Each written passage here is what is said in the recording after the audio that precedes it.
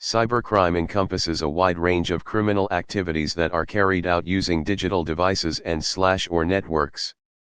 These crimes involve the use of technology to commit fraud, identity theft, data breaches, computer viruses, scams, and expanded upon in other malicious acts.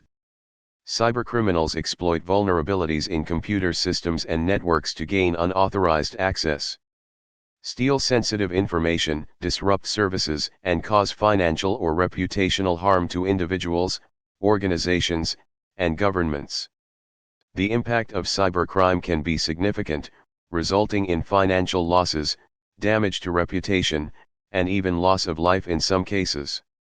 As technology continues to evolve, so too do the tactics and techniques used by cybercriminals. It's important for individuals, organizations, and governments to take steps to protect themselves against cybercrime. By staying informed, using strong passwords, and practicing safe online habits, we can all help to reduce the risk of becoming a victim of cybercrime.